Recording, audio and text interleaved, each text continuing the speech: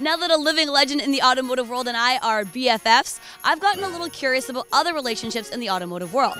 How well do rally drivers really know their co-drivers? I mean, they trust each other with their lives every time they get in a car together. So you'd think they'd be at least somewhat familiar, right?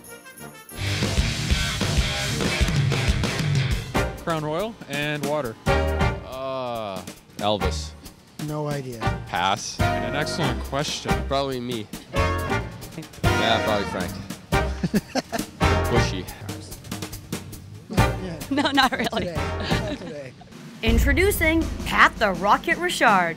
He's been on the rally scene since 1999, and in terms of overall Canadian, American, and North American titles, he holds 7. Meet his co-driver, Alan Ockwell.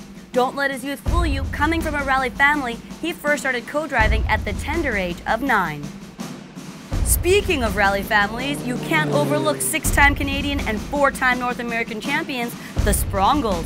Frank Sprongle does the driving while his younger brother Daniel does the navigating. Back in the day, Mama and Papa Sprongle used to be their pit crew. In the sport of rallying, communication is absolutely key. The driver relies on the co-driver to guide him towards making the most efficient decisions. They use a special legend, a code language if you will. Even the smallest mistake can have dire consequences. With this level of trust, you'd think they know each other on a deep level. Team Sprongle has a long history of wins and podiums. Could it be because of their brotherly connection? Ready? No. What is your brother's worst habit? What do you think Frank thinks the worst habit you have is? I have a lot of bad habits. I don't know that I'm pushy. Worst habit? He has to be right. Who is the bully between the two of you?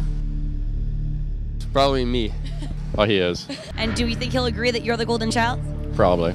Yeah, probably Frank. Not bad, boys. And after taking a break from rallying due to an accident, this was the first time that Dan and Frank drove together since 2006. Driving in Car 1 for Subaru Canada, they ended up finishing in a respectable 3rd. Although I'm not totally sure how attached Frank truly is to Daniel. Did you think it's because I went for a special ride with you yesterday that you ended up doing so well? Oh, no, definitely. You're the new co-driver. I'm the new co-driver. You said that's on camera. Driving in Car 5 for Subaru Canada, reigning champions Pat Richard and Alan Ockwell. It's a well-known fact that Pat used to drive with his sister, Natalie. Now that he drives with a non-sibling who actually lives on the opposite side of the country, it begs the question, how well could they possibly know each other? What's Alan's favorite drink? I like red wine and I like No idea. Red Bull.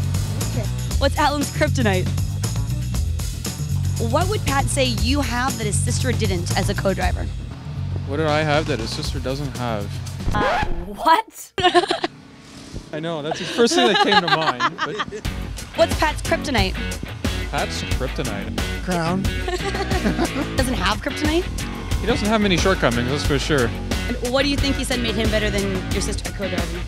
Doesn't nag me. Doesn't make. What would Pat say you're gonna do if you guys win? I think we're gonna party pretty hard. What would he say you're gonna do if you win? Drink some Crown. I don't know where the crown was, but there certainly was champagne.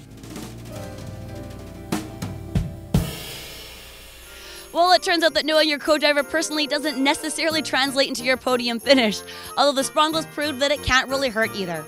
Yes, Jack Frost is here to nip at your nose, but you can get that warm and fuzzy feeling inside from knowing that next week we're going to continue our look at classic cars by talking to a 16-year-old who's been building hot rods since he was 4. We're also going to talk about how you can transform your stock STI into a rally machine. Don't forget to become a fan of the show on Facebook and follow me on Twitter at Donna May Ling. And please enjoy this holiday season responsibly. If you're drinking, please don't drive. We'll see you next week.